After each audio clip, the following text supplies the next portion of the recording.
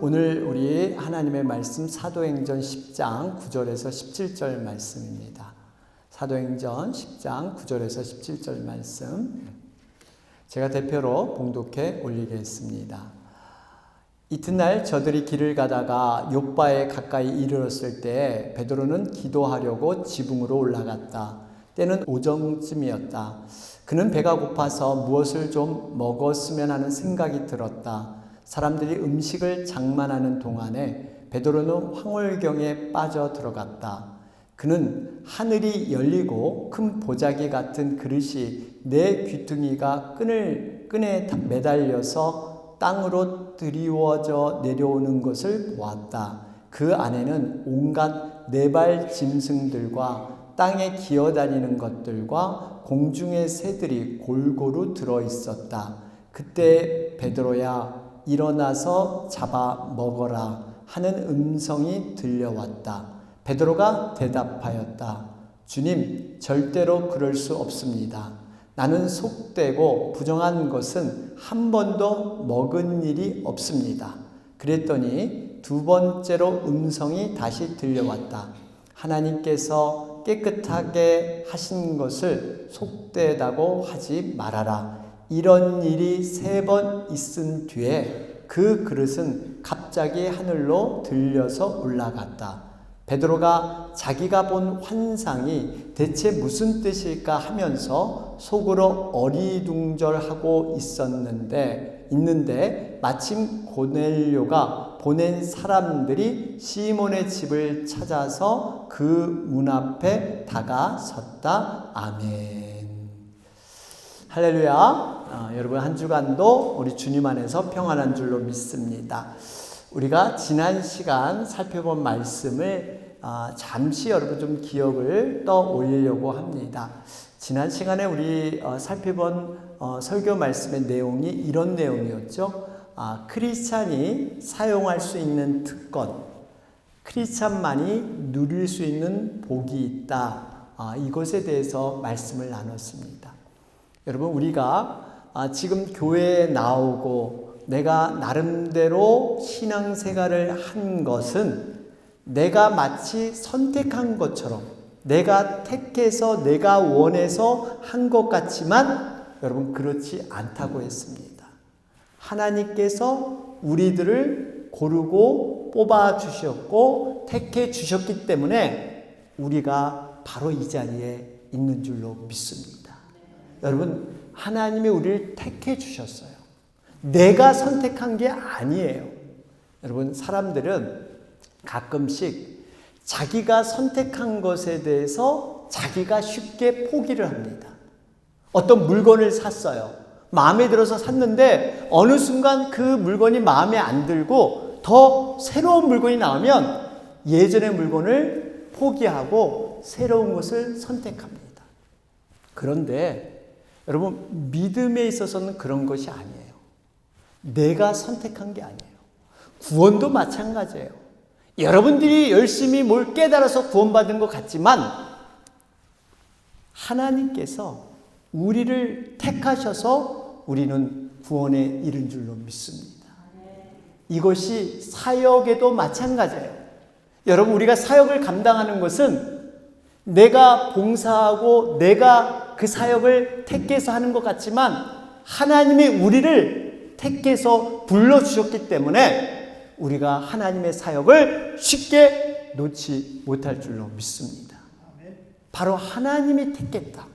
여러분 그 하나님이 어떤 하나님이세요? 하나님은 정말 능력이 많으신 분이세요. 사랑이 많으신 분이세요. 그리고 신실하신, 변함이 없이 한 번 말씀하시면 늘 곧장 그대로 하시는 하나님.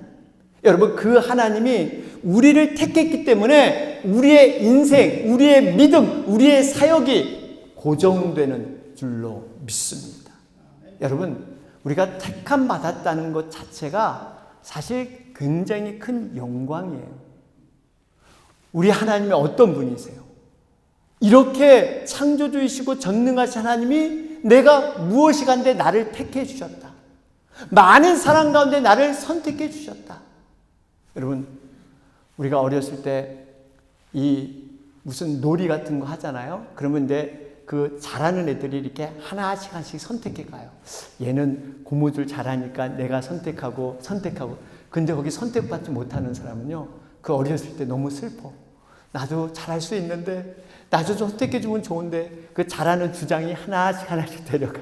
그 나중에 뭐예요? 깍두기. 너는 아무 데나 가. 별로 소용이 없어. 그냥 있나만 하는. 여러분, 그런 존재가 아니란 말이에요, 우리가. 얼마나 귀한 존재인지 몰라. 여러분, 미국 대통령이 여러분 택해서 만약에 초청받았다 생각해 보세요. 잠 못 잘 거예요. 대통령이 나를 선택했어? 나를 택했어? 여러분, 우리가 하나님께 택감 받았다는 것은 놀라운 은혜고 그것이 복 자체인 줄로 믿습니다. 그러면서 크리스찬이 누릴 수 있는 두 가지 특권이 있다 그랬어요. 이건 세상 사람들이 함부로 가질 수 없는 복을 우리는 이미 갖고 있는 거예요. 세상 사람들은요, 자신이 만난 상황과 사건에 따라서 모든 마음이 움직입니다. 모든 감정이 거기에 따라서 요동쳐요. 좋은 일이 있으면 기분과 감정이 하늘로 올라갑니다. 조금만 어려우면 마음이 곤두박질해요. 여러분, 업앤다운, 롤러코스터. 그냥 오르락내리락. 그러나 믿음의 사람은 여러분 다릅니다. 믿음의 사람은 자신이 만나는 상황과 사건에서 완전히 거기에 얽매임을 당하지 않는 사람이 믿음의 사람이에요. 물론 우리가 어려운 일 있으면 당장 그때는 당황하고 힘들 수 있습니다. 그러나 곧 믿음으로 중심을 잡아가는 사람들이 크리스찬인 줄로 믿습니다. 여러분, 어떻게 이게 가능할까요? 우리는 하나님이 함께 하신다. 하나님이 얼마나 우리를 극진히 사랑하셔서 하나님께서 가장 좋은 상황으로 만들어가는 그 과정일 뿐이다. 결론이 아니고 끝이 아니다. 우리는 그걸 믿기 때문에 그렇습니다. 뿐만 아니라 성령님께서 말할 수 없는 탄식으로 우리를 위해서 기도하시고 우리와 함께 하심을 믿기 때문에 우리는 그 어려움에서도 극복할 수 있는 힘이 있는 사람들이 크리스찬들이에요. 여러분, 이 사실을 믿으시기를 주님의 이름으로 축원합니다. 이 복을 누리시길 바랍니다. 이건 우리에게 주어진 복이에요. 또 한 가지 복이 있다 그랬죠? 뭡니까? 미래를 이미 보장받은 사람들이 크리스찬들이에요. 현대인들이 두려워하는 이유가 왜 두려워한다고 그랬어요? 미래가 불안정하니까. 미래가 불투명하니까. 내가 앞으로 어떻게 되지? 내 미래는 과연? 여러분, 이런 두려움이 사람들에게 있습니다. 그러나 크리스찬은 미래가 확실히 보장된 사람이에요. 영원한 천국, 영원한 세상, 이것이 우리를 위해 준비됐다. 그렇기 때문에 미래가 보장됐기 때문에 현재의 삶을 의미 있고 값지고 행복하게 살 수 있는 길이 크리스찬들에게 열린 거예요. 여러분, 제가 그런 얘기 했잖아요. 2명의 인턴 사원이 있다 그랬죠? 2명의 인턴 사원이 있는데 인턴 기간을 잘 넘기면 정식 사원이 된다. 이런 약속을 받고 회사에 들어갔단 말이에요. 근데 알고 봤더니 그 인턴 사원 가운데 한 사람은 바로 그 회사를 만든 오너의 손주야. 손주. 여러분, 이 사람은 미래가 보장됐기 때문에 때로는 어려움이 있어도 그것을 크게 낙심하거나 절망하지 않습니다. 미래가 보장됐기 때문에. 그러나 다른 인턴 사원은 자기가 하는 거에 따라서 미래가 될까 안 될까 불안하기 때문에 정말 어려움이 올 때 좌절감도 큰 거예요. 여러분, 이 차이입니다.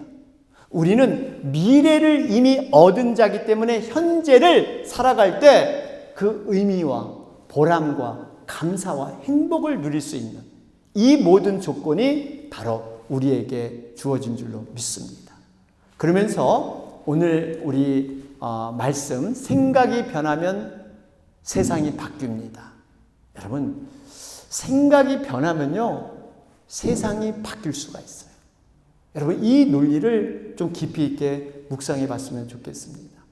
우리에게 신앙생활을 하는데 여러 가지 장애물이 있는데요. 그 중에 하나가 뭐냐면 내가 갖고 있는 고정관념, 선입관, 내가 갖고 있는 잘못된 습관, 가치관 뭐 이런 것들이 있습니다. 예를 들면 우리가 부흥회를 통해서 나름대로 은혜를 받고 또 말씀과 기도를 통해서 내가 깨달음도 크고 정말 이렇게 살고 싶다, 이렇게 정말 하고 싶다, 이런 마음들이 들 수 있습니다. 그런데 문제는 내가 지금까지 살아왔던 그 사고의 틀, 내 가치관, 내 살아왔던 그러한 잘못된 습관, 이런 것을 그대로 갖고는 우리가 변화될 수 없다는 겁니다. 우리 각자마다 다 살아왔던 그 삶의 바운더리가 있어요. 각자마다 그 믿음을 통한 체험들이 있습니다. 그런데 거기에 우리가 갇히게 되면 여러분, 하나님이 주신 놀라운 유익이 있고 새로운 세계를 믿음을 통해서 큰 세계로 보기 원하시는데 그걸 우리는 누리지 못하는 이런 안타까움이 있습니다. 예전에 조지 버나드 쇼라는 분이 있죠. 영국의, 지금은 돌아가셨지만 그분은 극작가이면서 비평가이기도 합니다. 사회적인 편견에 대해서, 사회적인 선입관에 대해서 그분이 정말 영국 사회에 이런 것이 정말 잘못된 것이다, 이런 생각을 하고 이런 큰 행사를 했습니다. 뭐였냐면 이 미술계에서 이 미켈란젤로를 좋아하는 사람과 로댕을 좋아하는 사람이 두 파가 있었는데, 미켈란젤로 작품을 좋아하는 사람은요, 이 로댕에 대해서 너무너무 싫어하는 거예요. 그래서 하루는 이 미켈란젤로를 좋아하는, 그 작품을 좋아하는 사람을 모아놓고 식사를 대접을 했습니다.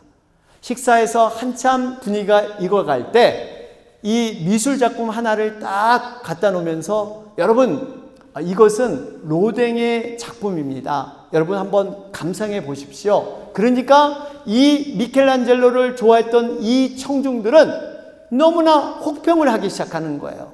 어떻게 저 색깔을 저렇게 그렸을까? 어떻게 우중충할까? 왜 구도는 저런 모양이야? 저걸 그림이라도 그렸나? 사람들이 막 비방을 했습니다. 그럴 때 이 조지 버나드 쇼가 급하게 나와서 말 한마디를 던집니다. 여러분, 죄송합니다. 너무나 죄송합니다. 제가 실수를 했네요. 이 작품은 로댕 작품이 아니라 바로 미켈란젤로의 작품입니다. 그랬더니 갑자기 장내가 숙연해지더라는 겁니다. 이게 집단적인 선입관. 이건 좋고 이건 나쁘다는 그 선입관을 갈고 있으니까 객관적으로 볼 수 없는 눈이 닫혀버리는 거예요. 여러분, 이게 집단성뿐만 아니라 개인적으로도 우리가 몸에 배인 습관들이 있습니다. 나도 모르게 몸이 가는 습관들, 이런 것들이 있어요. 어떤 분이 서부에서 동부로 출장을 가게 되었다고 합니다. 비행기가 이륙하고 어느 정도 되었을 때 이분은 지난밤 너무 그 밤을 설쳐가지고 잠을 제대로 못 잤대요. 그래서 피곤해서 바로 코를 골면서 잠을 들었는데 한 3분이나 잤을까? 갑자기 눈을 번쩍 뜨더니 막 큰일이나 난 것처럼 자기 주머니를 확 뒤지더래요. 그래서 옆에 있는 사람이 보니까 이 사람이 뭐가 급한 일이 있나? 그래서 한번 물어봤대요. 아니, 도대체 무슨 일이세요? 괜찮으세요? 그러니까 이 사람이 괜찮습니다. 아니, 제가 지금 약을 먹을 시간이 됐는데 이 깜빡 잊고 이 중요한 약을 잊고 제가 먹지 않았습니다. 그러니까 그래요? 아주 굉장히 중요한 약인가 보죠? 그러니까 이 사람이 중요하죠. 무슨 약이에요? 그랬더니 수면제를 먹고 자야 되는데 내가 지금 깜빡해서 잠이 들었다고. 그러면서 큰일 날 뻔했네요. 내가 이거 수면제 먹고 자야 되는데 그냥 잤으면 큰일 날 뻔했네요. 여러분, 이게 웃을 얘기지만 우리의 모습 가운데도요, 나도 모르게 이런 그 개인적인 습관이 있어요. 그래요? 맞아. 개인적인 습관이 있어. 아니, 수면제 먹지 않고 잠자면 더 좋은 건데 그걸 일어나서 기어이 수면제를 먹어야만 되는 것처럼. 여러분, 우리가 하나님의 믿음의 능력, 정말 큰 세계를 믿음을 통해서 주셨는데 이걸 못 누리는 거예요. 이게 더 좋은 건데 내가 살아왔던 삶의 방식을 포기하기 어렵고 내 습관대로 살았던 것을 버리기 어려우니까 이걸 못 누리는 이런 경우가 많이 있습니다. 여러분, 우리가 알아야 돼요. 믿음의 세계는 우리 모든 삶을 포함하고 있습니다. 믿음하면 단순히 예수님 믿고 그저 죽은 후에 천국 가는 것, 이걸로만 생각해서는 안 돼요. 이건 기본이고 우리의 현재의 삶 속에서 하나님이 주시는 기쁨, 감사, 행복, 큰 세계를 경험해 보는 것, 이 땅에서도 천국을 경험해 보는 것이 여러분 진정한 믿음의 세계인 줄 믿습니다. 여러분, 그래서 우리가 예수 믿고 마음이 기쁘고 감사하고 행복하지 않으면 뭔가 이거 잘못된 거예요. 뭔가 이거 잘못된 거예요. 이게 종교로 그냥 예수님을 믿는 것이지 진정으로 예수님을 인격적으로 믿는 것이 아닙니다. 반드시 예수님을 영접하고 성령을 체험하면 삶이 바뀌게 돼 있어요. 삶이 안 바뀐 건 그건 뭔가 something wrong. 뭔가 문제 있는 거예요.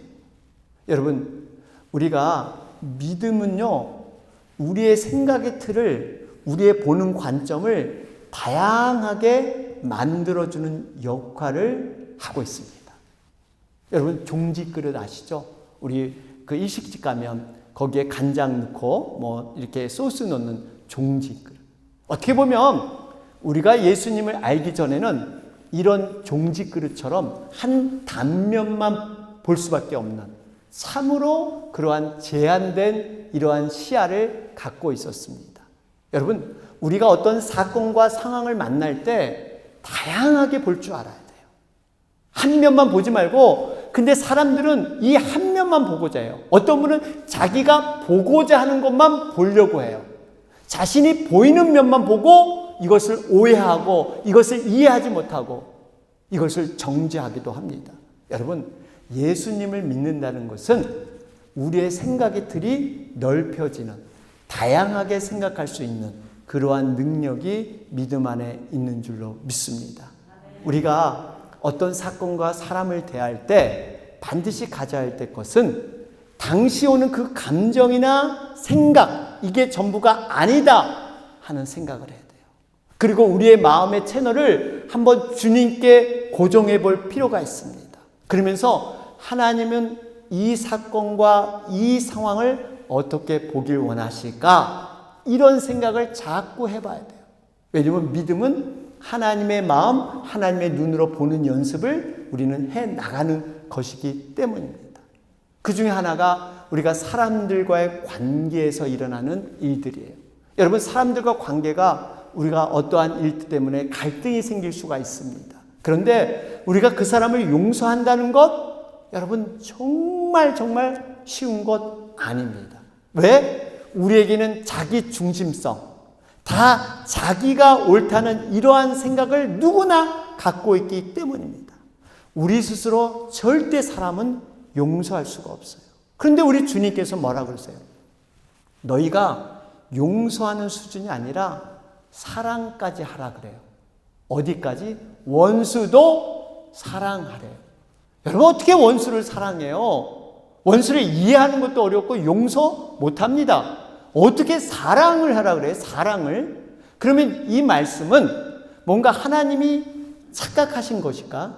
뭔가 이렇게 되기를 그냥 바램 정도일까요? 우리가 실천하지 못하는 그냥 바램? 뭐 이 정도의 말씀일까요? 그렇지는 않을 겁니다. 저는 이 말씀을 묵상하는 가운데 결론을 이렇게 냈습니다. 여러분, 용서라는 것은요, 그 영혼에 대한 긍휼의 마음, 측은한 마음, 여러분 여기에서 시작되고 여기에서 완성되는 줄로 믿습니다. 용서는 그 사람이 불쌍히 보이고요, 측은해 보여요. 측은해. 이것이 기준이에요. 예를 들면 어떤 사람이 만약에 나에게 상처를 줬다 생각해 보세요. 지금까지 내가 했던 그 반응으로 그렇게 반응을 했습니다. 그런데 어느 순간부터 내가 그 영혼을 위해서 기도를 시작하게 되면요, 생각이 달라집니다. 물론 기도가 나오지 않습니다. 그러나 의도적으로 반복적으로 자꾸 여러분 그 영혼을 위해서 기도해 보세요. 몸부림쳐서라도 한번 기도해 보세요. 그러면 어느 순간 하나님의 마음을 딱 만나게 됩니다. 그러면서 생각되는 게 무엇보다도 내가 죄인으로 하나님으로 받던 용서가 생각이 납니다. 나 같은 죄인을 하나님이 살렸어요. 그리고 그 하나님의 그 은혜를 깨닫게 되고요. 그 다음에 나뿐만 아니라 모든 사람은 다 부족하고 연약한 죄인이다. 이러한 것을 깨닫게 됩니다. 그러면서 내가 지금까지 가졌던 감정과 고정관념에서 그 상처들에서 조금씩 헤어나오고 객관적으로 내 상황을 볼 수 있는 눈이 거기서 열리기 시작합니다. 그동안 나에게 상처 줬던 일, 정말 내가 당한 사건들, 그것보다 하나님의 마음으로 그 영혼을 바라볼 수 있는 그 눈이 어느덧 나에게 들어오기 시작하는 거예요. 그러다 보면 그 영혼을 이제 미워하기보다는 불쌍히 여기는 마음, 긍휼히 여기는 마음, 이런 마음이 생기게 될 줄로 믿습니다. 여러분 한번 해보시기 바랍니다. 이것을 우리가 지금까지 당연하게 생각했던 그 생각의 그 관념을 한번 바꿔보는 거예요. 생각의 습관을 한번 바꿔보는 거예요. 여러분 이렇게 한번 생각해 보세요. 나에게 상처 준 사람이 있다. 피해 준 사람이 있다. 어찌 보면 그 사람도 나와 동일한 피해자일 수도 있다는 것입니다. 여러분 우리는 사실 우리 자신만이 피해자라고 말하지만 내 자신도 나도 모르게 다른 사람에게 가해자가 될 수도 있습니다. 여러분 이 말이 이해되실 줄 모르겠어요. 사실 나는 그 사람이 어떤 일 때문에, 어떤 행동 때문에, 어떤 말 때문에 내 감정이 상하고 내가 이해가 안 되고 내가 상처를 입었어요. 그렇죠? 그런데 반대로 생각하면 나는 별로 중요하지 않다고 잊어버린 그러한 사건이 그 사람에게 내가 당한 그 상처와 동일하게 그 사람에게는 작용될 수도 있다는 거예요. 나는 잊어버렸어요. 나는 아무것도 아니라고 생각하는데 그 사람은 그게 아니었더라고요. 그러면서 여러분 상대방도 상대방 자신에게 스스로 피해자예요. 오직 그 사람은 그러고 싶어서 그러겠느냐. 여러분 오직 그 사람은 스스로 그것이 자기 자신이 잘 컨트롤이 안 되는 거예요. 자기 자신이 가장 큰 피해자야. 내가 이러고 싶어서 이래. 내가 왜 그런 줄 몰라. 여러분 그런 적 없으세요? 목사인 저도 그럴 때가 있어요. 내가 이렇게 하려고 그랬는데 저렇게 되는 거예요. 저렇게 말하려고 했는데 이렇게 말이 나오는 거예요. 내가 왜 이런 줄 몰라. 어떤 복잡한 상황과 그때의 감정과 어떤 복합적인 어떠한 상황에서 내가 원하는 모습으로 행치 못하는 이럴 때가 있더라고요. 상대방도 그럴 수 있다. 자기 자신은 스스로 자기에게 상처를 주고 자기를 피해자로. 여러분 우리가 다시 한번 마음을 생각하셔서 꼭 한번 이러한 것을 실천해 보시기 바랍니다. 그러면서 오늘 베드로에게 주는 교훈, 베드로를 통해 주는 교훈은 편견에 대한 얘기예요. 베드로는 종교와 전통을 중요시 여겼죠. 신앙의 교만이 아주 큰 사람입니다. 이방인에 대한 편견이 강했어요. 어느 날 우리 하나님께서 베드로가 배고프니까 보자기 환상을 보여주면서 잡아먹으라 명령을 합니다. 그랬더니 베드로는 펄쩍 뛰면서 주님 그럴 수 없습니다. 저는 거룩하게 살아온 그러한 율법을 완벽하게 살아온 사람으로 정말 먹을 수 없습니다. 여러분 베드로는 모세 율법을 굉장히 중요시 여겼어요. 율법은 사람이 만들어낸 것입니다. 물론 하나님을 잘 섬기기 위해 사람이 만들어낸 건데, 율법에 보면 음식 정결법이 굉장히 유대인들은 중요하게 생각했죠. 예를 들면 짐승 중에서도 굽이 갈라지고 되새김질 하는 짐승만 먹을 수 있었어요. 뿐만 아니라 생선도 비늘과 지느러미가 없는 것은 절대 먹으면 안 돼요. 미꾸라지 이런 거 먹으면 안 돼. 유대인들은 비늘이 있어야 돼. 이것이 그들의 나름대로 지켜온 그러한 음식 정결법인데, 웬걸 하루아침에 갑자기 하늘에서 부정한 짐승이 내려오면서 이거 잡아먹어라. 그런데 베드로는 자기가 살아온 그러한 여러 가지 그 고정관념으로는 이거 먹으면 안 돼요. 안 돼요. 이런 얘기를 했어요. 그런데 결국 베드로가 책망을 받습니다. 너 하나님이 선한 것인데 왜 안 먹어? 네가 선하다고 생각한 거 그게 옳은 게 아니야. 바로 내가 선하다는 것이 옳은 거야. 여러분, 이 말씀의 요지는 베드로가 스스로 경험하고 생각했던 것이 옳지 않고 그것 갖고 판단하지 말라는 거예요. 내 판단이 더 옳다는 것을 말씀하고 있습니다. 베드로가 한 번쯤은 깊이 생각해 볼 찬스는 있었어요. 왜냐하면 먹을 것을 주면서 우리 하나님이 한 번만 얘기한 게 아니라 몇 번? 3번이나 연거푸 얘기했다는 것은 분명히 하나님께서 나름대로 그 뜻을 전달하고자 하는 그게 사인이 3번씩이나 얘기했던 거예요. 3세번, 3번이나. 여러분, 우리가 이럴 때가 있습니다. 어떠한 생각을 가지고 여러분이 진행하고자 할 때 갑자기 그 생각을 막는 하나님의 극적인 그러한 깨달음이 있어요. 어떤 확신을 주실 때가 있습니다. 그럴 때 내 생각을 내려놓고 하나님 뜻에 순종해야 될 줄로 믿습니다.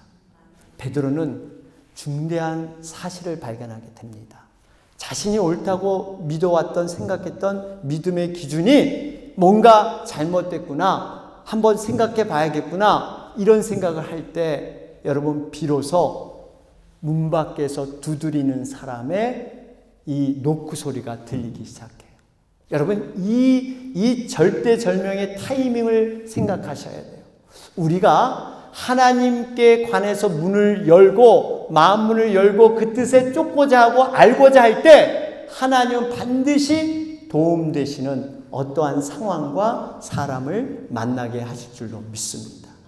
이 타이밍에 만나는 거예요. 그래서 보니까 바로 고넬료가 보낸 사람들이 문 밖에 와 있게 됩니다. 여러분, 이것이 우연일까요? 하나님의 섭리인 줄로 믿습니다. 여러분, 이 고넬료라는 사람은 어떤 사람이에요? 로마의 백부장이에요. 이방인이었습니다.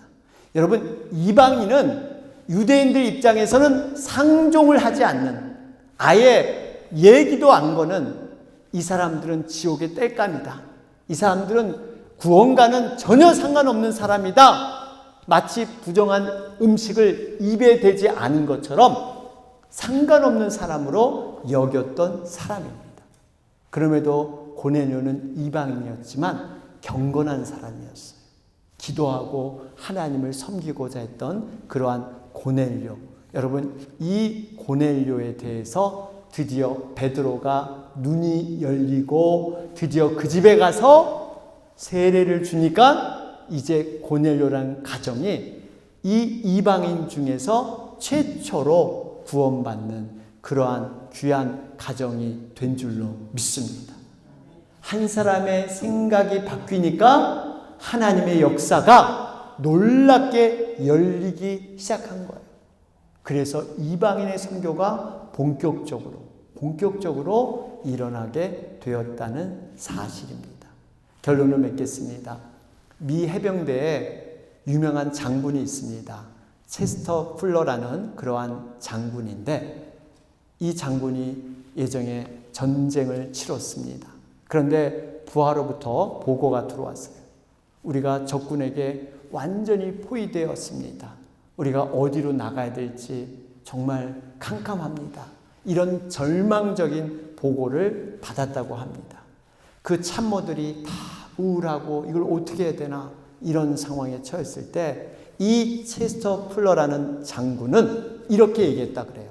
그래? 우리는 그래 완전히 포위됐나? 그러면 이제 문제는 간단해졌다. 우리가 어느 방향으로 공격해야 할지 결정할 필요가 없다. 모든 방향으로 우리가 공격할 수 있기 때문이다.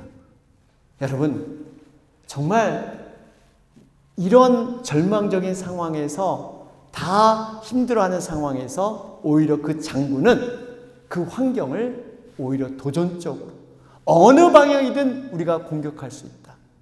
우리가 어디로 가야 될지 작전 짤 필요 없고 어느 방향으로도 우리가 공격해도 된다. 이 역상의 발상이 있었습니다.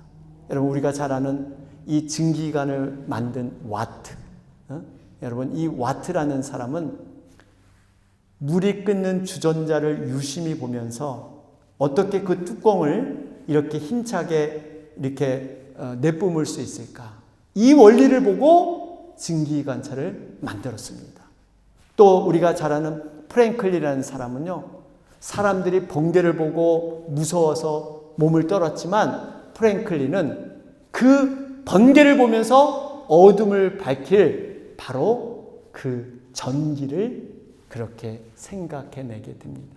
우리 잘 아는 저기 뭡니까? 이 디즈니랜드, 우리 남가주에 있는 디즈니랜드. 거기에 심벌이 뭐예요? 예? 바로 쥐잖아요, 쥐. 쥐새끼. 쥐예요, 쥐. 쥐란 말이에요, 쥐. 근데 사람들은 쥐는 징그럽고 싫어하는데 이 쥐를 보면서 디즈니는 창고에서 잠을 자다가 유심히 관찰하면서 쥐를 보면서 평화와 자유의 상징인 미키 마우스를 만들어내게 됩니다. 여러분, 이 의미는 우리가 보통 사물이나 환경, 사람의 관계를 맺을 때 우리가 갖고 있는 그동안에 살아왔던 고정관념, 내가 살아왔던 삶의 습관들, 이것을 떨쳐버리고 새로운 눈으로 보면 다양한 방법, 긍정적인 여러 가지 모습을 볼 수 있다는 겁니다. 그 한 예가 바로 바울이에요, 바울. 여러분, 바울을 생각해 보세요. 바울은 자신이 갖고 있는 선입관을 하나님의 뜻 가운데 내려놓은 사람이 바울이에요. 그는 자기 약점, 자기의 연약한 질병을 부끄러워하지 않았습니다. 여러분, 바울이 자기의 병을 위해서 3번씩이나 기도했잖아요. 그런데 하나님께서 그 병을 고쳐주셨어요? 안 고쳐주셨어요. 그럴 때 바울은 오히려 지금까지 자기가 가져왔던 고정관념은 하나님이 고쳐주실 걸로만 믿고 했는데 오히려 연약한 가운데 있었지만 오히려 그거를 생각을 바꿔서 오히려 그걸 자랑하고 그것 때문에 내가 하나님 앞에 더 감사하다. 이런 생각을 바꿨습니다. 그 말씀이 고린도후서 12장 9절 말씀이에요. 보실까요? 그러나 주님께서는 내게 이렇게 말씀하셨습니다. 내 은혜가 내게 족하다. 내 능력은 약한 데서 완전하게 된다. 그러므로 그리스도의 능력이 내게 머무르게 하기 위하여 나는 더욱더 기쁜 마음으로 내 약점들을 자랑하려고 합니다. 사람들은 약점을 숨기고요, 이걸 갖다가 안 보이려고 그러는데요, 바울은 오히려 자랑한다. 왜? 하나님이 약한 데서 완전하게 됨을 믿기 때문에 오히려 약함을 자랑한다. 여러분, 바라기는 우리가 생각했던 고정관념, 가치관, 여러분 이런 것들을 한번 내려놓고 믿음의 눈으로 하나님의 마음으로 사물과 사람을 바라보시기 바랍니다. 아마 여러분들이 지금까지 경험하지 못한 더 큰 놀라운 하나님의 세계, 믿음의 세계를 경험하게 될 줄로 믿습니다. 오늘 말씀 기억하면서 우리 함께 우리 기도로 나가도록 하겠습니다.